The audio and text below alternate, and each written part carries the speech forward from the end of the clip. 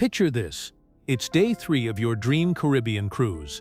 You're standing in your stateroom staring at a pile of wrinkled formal wear, desperately wishing you had something to iron your clothes with. Meanwhile, down the hall, another passenger is being escorted off the ship by security guards, their vacation ending abruptly because of something they packed in their luggage, something they thought was perfectly innocent, something that thousands of cruise passengers pack every single day without knowing they're breaking the rules. What if I told you that right now, as you're planning your next cruise, you're probably making the same costly mistakes that have ruined vacations, embarrassed families, and even gotten people banned from cruise lines forever? What if the very items you think will make your cruise more comfortable are actually the things that could destroy it? Welcome to Cruise Watch, where we uncover the secrets the cruise industry doesn't want you to know.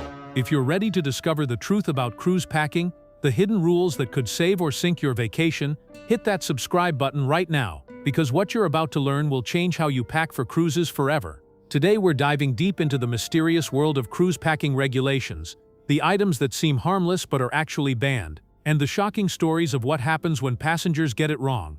But more importantly, we're going to reveal the insider secrets that experienced cruisers use to pack like professionals, avoid costly mistakes, and ensure their vacation is everything they dreamed it would be. The truth is, cruise packing isn't just about fitting everything into your suitcase. It's about understanding a complex web of safety regulations, hidden fees, and unspoken rules that can make or break your entire vacation experience. Every year, thousands of passengers board cruise ships completely unaware that they're carrying contraband in their luggage. Items that seem perfectly reasonable for a vacation suddenly become security risks, fire hazards, or violations of maritime law. But here's what's even more shocking.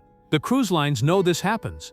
They know that passengers are confused about what they can and can't bring, yet the information remains scattered, buried in fine print, or simply not communicated clearly enough.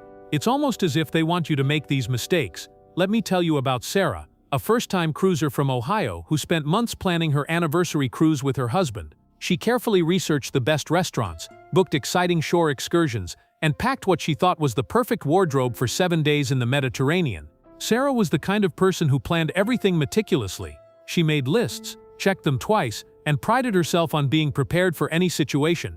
On embarkation day, Sarah confidently wheeled her luggage through the terminal, excited to begin her dream vacation. But as her bags went through the security scanner, something unexpected happened. The scanner stopped, security guards approached, and suddenly, Sarah found herself in what cruise employees call the naughty room, a sterile office where passengers are taken when prohibited items are discovered in their luggage. What had Sarah done wrong? She had packed an iron, just a simple clothing iron that she thought would help keep her formal wear wrinkle-free during the cruise. She had no idea that this innocent item was considered a fire hazard and was strictly prohibited on cruise ships. As she watched the security officer confiscate her iron, Sarah felt a mixture of embarrassment and frustration. This was supposed to be the vacation of a lifetime, and it was starting with a humiliating lecture about cruise regulations she never knew existed. But Sarah's story gets worse. Because she had packed the iron, her entire luggage screening took longer. She missed the priority boarding she had paid extra for. And when she finally made it to her stateroom hours later, she discovered that all her formal wear was wrinkled beyond recognition. The very problem she had tried to prevent by bringing the iron had become even worse because the iron was taken away. Sarah's story isn't unique. Every single cruise ship departure involves passengers having items confiscated.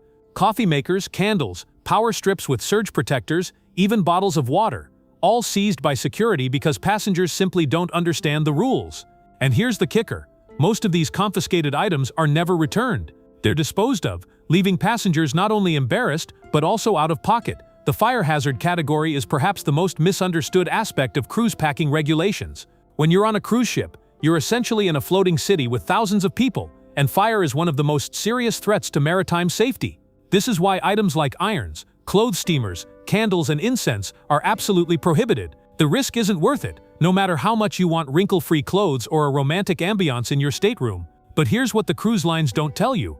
There are usually alternatives available on the ship. Many Carnival ships, for instance, have self-service launderettes with irons available for guest use. Cunard Line also provides these facilities. The problem is, this information is often buried in the cruise line's website or not communicated until you're already on board. By then it's too late to change your packing strategy. Let me share another story that perfectly illustrates how these packing mistakes can escalate. Michael and Jennifer were celebrating their 10th wedding anniversary on a Royal Caribbean cruise to Alaska.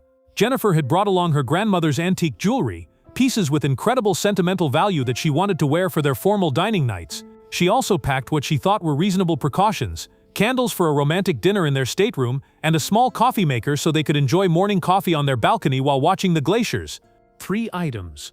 3 seemingly innocent items that turned their anniversary cruise into a nightmare. The candles were confiscated immediately, which Jennifer expected might happen, but the coffee maker was also taken, leaving them without their planned romantic morning routine. And then on the 3rd night of the cruise, the unthinkable happened. Their stateroom was burglarized while they were at dinner. The ship's safe had malfunctioned, and Jennifer's grandmother's jewelry, worth thousands of dollars in both monetary and sentimental value, was stolen. The irony was devastating. Jennifer had brought expensive jewelry on the cruise specifically because she wanted to feel special during their anniversary celebration, but she had also brought prohibited items that flagged her as a problem passenger in the security department. When the theft occurred, the investigation was complicated by the fact that she had already violated cruise regulations. The cruise line's insurance policy had clauses about passenger compliance with safety regulations, and Jennifer's case became a legal nightmare that lasted months after their vacation ended. The beverage regulations create another layer of complexity that catches passengers off guard. You might think that bringing your own alcohol would save money, and technically you're partially right. Most cruise lines allow passengers to bring wine, usually 1 bottle per person, but spirits and hard liquor are strictly prohibited. The enforcement of this rule has become increasingly sophisticated. Cruise security now uses advanced scanning technology that can detect liquid containers and identify their contents. Passengers who try to smuggle alcohol onto ships are often caught, and the consequences go beyond simple confiscation. Repeat offenders can be banned from the cruise line permanently. Some passengers have tried creative methods: mouthwash bottles filled with vodka, shampoo containers hollowed out for wine, even fake water bottles designed to conceal spirits. But the technology keeps getting better, and the punishments keep getting more severe. Tom, a frequent cruiser from Texas, learned this lesson the hard way during a Carnival cruise to the Western Caribbean. He had successfully brought a flask of whiskey on 3 previous cruises without detection. He thought he had the system figured out, but on his 4th attempt, the new scanning technology caught him. Not only was his alcohol confiscated, but he was also flagged in the cruise line system. Now every time Tom books a Carnival cruise, his luggage receives extra scrutiny. His trying to save $50 on alcohol has resulted in years of additional hassle and embarrassment at security checkpoints. But the most shocking packing mistake that passengers make involves something that seems completely harmless: electrical devices. The rules around power strips and electrical equipment are incredibly specific and often misunderstood. You can bring a power strip, but it cannot have an extension cord. These distinctions seem arbitrary, but they're based on maritime electrical safety standards that most passengers never consider. The problem is that most power strips sold in stores do have surge protection, and many have extension cords. Passengers buy what they think is a simple power strip, only to have it confiscated at security. Then they're stuck on a cruise ship with limited electrical outlets and multiple devices that need charging. What seemed like a solution becomes a bigger problem. Here's where the story takes an even more dramatic turn. The cruise lines know that passengers struggle with these electrical regulations. They know that staterooms don't have enough outlets for modern travelers, and yet instead of providing clearer guidelines or better in-room solutions, they've created a profit opportunity. Many cruise ships now sell approved power strips in their gift shops, usually at prices 3 to 4 times what you would pay on land. It's a perfect example of how the cruise industry creates problems and then profits from the solutions. They make the packing rules so complex and poorly communicated that passengers inevitably make mistakes. Then they sell expensive alternatives once passengers are trapped on the ship with no other options. The toiletries situation reveals another layer of cruise line psychology that most passengers never recognize. In standard staterooms, cruise lines provide basic shampoo, conditioner, and soap. But here's what they don't tell you.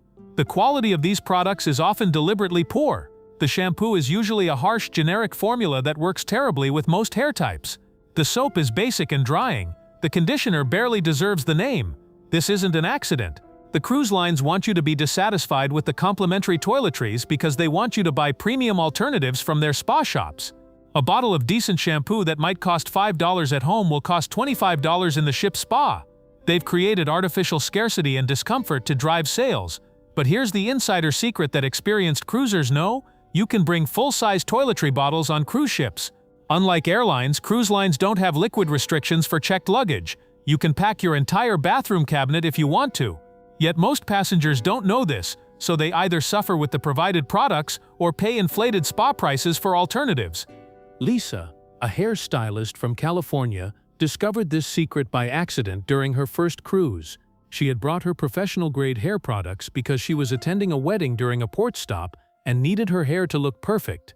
Other passengers noticed how great her hair looked throughout the cruise and started asking what products she was using. When she mentioned that she brought her own shampoo and conditioner, they were shocked. They had assumed that cruise packing was similar to airline packing, with strict liquid restrictions. Word spread quickly among the passengers, and soon Lisa was sharing hair care tips and product recommendations with dozens of fellow cruisers. She realized that the cruise line had benefited from passenger confusion about what they could bring. The gift shop was charging outrageous prices for hair products that passengers could have easily brought from home if they had known it was allowed. The clothing and jewelry guidelines represent perhaps the most psychologically manipulative aspect of cruise packing advice. Cruise lines subtly encourage passengers to overpack by creating artificial dress codes and social pressure around formal nights. They publish packing guides that suggest multiple outfit changes per day, formal wear for special dinners, and elegant jewelry for photos and social events. But here's the reality. Most passengers end up wearing the same few comfortable outfits throughout their cruise. The formal nights happen only once or twice during a week-long cruise, and many passengers skip them entirely or dress much more casually than the guidelines suggest. The elaborate wardrobe that passengers stress about packing often remains largely unworn in the stateroom closet. Even more problematically, the emphasis on bringing nice jewelry puts passengers at risk. Cruise ship theft is more common than the industry admits, and expensive jewelry makes passengers targets. The ship's safes are often unreliable, stateroom security is minimal, and insurance claims for stolen jewelry can be incredibly difficult to process. Patricia learned this lesson during a Princess Cruises voyage to Alaska. She brought her mother's diamond wedding ring, planning to wear it for formal photos and special dinners. On the fourth day of the cruise, she discovered that the ring was missing from her jewelry case. The ship's security team was sympathetic, but explained that jewelry theft investigations are complicated by the international waters jurisdiction, and the fact that passengers often don't realize items are missing until days after the theft occurred. The cruise line's insurance policy had specific exclusions for jewelry, and Patricia's homeowner's insurance had limitations for items stolen outside the United States. She never recovered the ring, which had been in her family for 3 generations. The financial loss was significant, but the emotional devastation was even worse. A vacation that was supposed to create happy memories instead resulted in the loss of an irreplaceable family heirloom. Now, here's the most shocking revelation of all. The one truth that the cruise industry desperately doesn't want you to know: they profit from your packing mistakes in ways you never imagined. Every confiscated item, every prohibited product, every passenger confusion creates revenue opportunities for cruise lines. When your iron is taken away, you pay for pressing services on board. When your power strip is confiscated, you buy an overpriced alternative from the gift shop. When your toiletries are inadequate, you spend money at the spa. But it goes deeper than that. The cruise lines also sell your confiscated items. That iron that was taken from Sarah in our earlier story, it wasn't destroyed. It was sold to crew members at a discount, who then used it in crew quarters or even resold it at the next port. The alcohol that's confiscated from passengers, some of it ends up back in the ship's bars, sold to other passengers at full retail prices. The system isn't just about safety and security, it's a carefully designed profit machine. Former cruise ship security officer David Martinez, who worked for multiple cruise lines over 8 years, revealed this system in a rare interview. He explained that security departments have quotas for confiscated items, and that the revenue from reselling passenger belongings was actually factored into the ship's budget. Items that were supposedly confiscated for safety reasons were often perfectly safe. They were just prohibited because their absence created sales opportunities elsewhere on the ship. Martinez also revealed that the naughty room experiences were deliberately designed to be uncomfortable and embarrassing. The goal wasn't just to enforce rules, it was to create a memorable negative experience that would encourage passengers to buy cruise line-approved alternatives in the future. The humiliation was a feature, not a bug. This revelation changes everything about how we understand cruise packing regulations. They're not just about safety or security or even customer service. They're about revenue optimization and profit maximization, disguised as passenger care and maritime law compliance. But here's the empowering truth: once you understand the system, you can beat it. The most successful cruise passengers aren't the ones who follow every published guideline blindly. They're the ones who understand the real motivations behind the rules and pack strategically to avoid both the official restrictions and the hidden profit traps. The key is preparation and insider knowledge. Instead of bringing an iron, experienced cruisers pack strategically chosen fabrics that don't wrinkle easily and hang their clothes immediately upon boarding. Instead of bringing prohibited electrical devices, they research which approved power strips actually work well and order them online before their cruise. Instead of relying on cruise line toiletries, they bring full-size bottles of their preferred products and laugh at the spa prices. The water bottle situation perfectly illustrates this strategic thinking.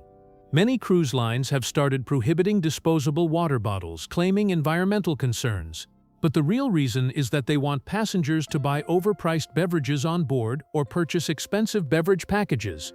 The solution isn't to accept this manipulation, it's to bring a high-quality refillable water bottle and use the ship's water dispensers and ice machines. Smart cruisers also understand the psychology of crew interactions. When Sarah needed extra hangers, she could have simply asked her room attendant and received them for free. But many passengers don't know this is an option, so they suffer with inadequate storage or buy expensive organizers from the gift shop.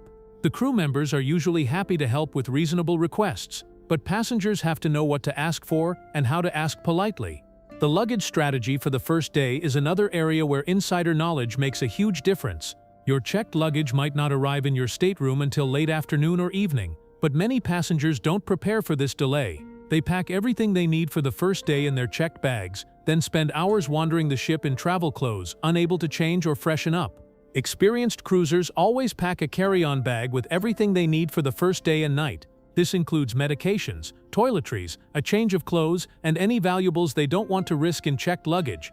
But they also pack strategically for the ship experience: comfortable shoes for exploring, sunscreen for deck activities, and even formal wear if the first night happens to be a formal night. The small bill strategy reveals another level of insider thinking. Cruise passengers need cash for tips, port excursions, and local shopping, but many don't consider this until they're already on board. The ship's ATMs charge outrageous fees, and currency exchange rates are terrible. Smart cruisers bring small denominations of US dollars and research the local currency needs for each port stop before they leave home. But perhaps the most important insider secret is this: the best cruise experiences come from understanding that you're not just a passenger, you're a customer in a carefully designed profit system.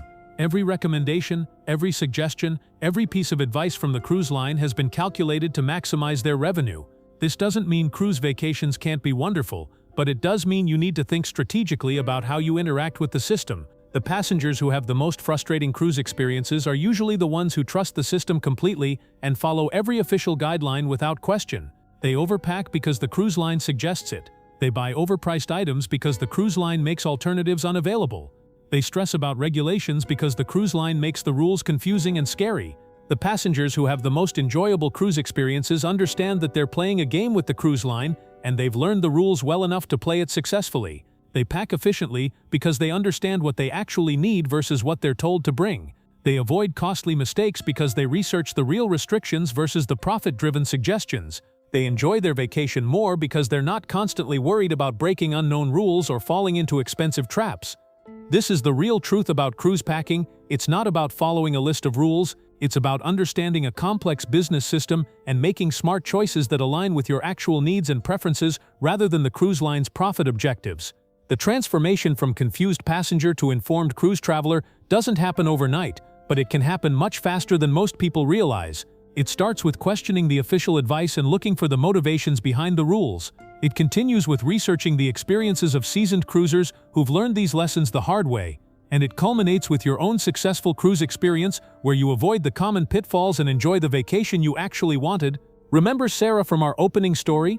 She went on another cruise 2 years later, this time armed with the knowledge we've shared today. She packed wrinkle-resistant fabrics and hung them immediately upon boarding. She brought an approved power strip and her own toiletries. She carried a strategic first-day bag and brought small bills for tips and excursions. Her second cruise experience was completely different from her first, not because the cruise line had changed, but because she understood how to navigate the system successfully. The cruise industry depends on passenger confusion and compliance. They profit when you don't know the real rules, when you overpack out of anxiety, when you buy their overpriced alternatives, and when you accept their limitations without question. But when passengers become informed and strategic, the balance of power shifts. You can enjoy all the benefits of cruise vacations without falling into the costly traps that ruin so many other people's experiences. This is why we created Cruise Watch, to give you the insider knowledge that levels the playing field between you and the cruise industry. Every video we create is designed to help you understand not just what the rules are, but why they exist and how you can work within them to maximize your vacation enjoyment while minimizing your costs and frustrations. The cruise industry doesn't want you to have this information. They profit more when you're confused, compliant, and willing to pay extra for solutions to problems they created. But you deserve to know the truth about how this system really works, and you deserve to use that knowledge to create the cruise experience you actually want. Your next cruise can be different. It can be the vacation where you pack like a pro, avoid the common mistakes, and spend your money on experiences you actually value rather than overpriced necessities you should have brought from home. It can be the cruise where you feel confident and prepared instead of anxious and confused. It can be the vacation that exceeds your expectations instead of falling short because of preventable problems. The choice is yours. You can continue to be the passenger who gets caught off guard by hidden rules and profit traps, or you can become the traveler who understands the system and uses that knowledge to create amazing cruise experiences. The information exists. The strategies work. The only question is whether you're ready to use them. Thanks for watching Cruise Watch, where we uncover the secrets the cruise industry doesn't want you to know. If this video opened your eyes to the reality of cruise packing and the hidden motivations behind cruise line recommendations, make sure to subscribe for more real cruise stories every week. Hit that notification bell so you never miss our latest revelations about cruise life, cruise secrets, and passenger experiences. And remember, knowledge is power, especially when you're dealing with an industry that profits from keeping you in the dark. Until next time, cruise smart, not hard.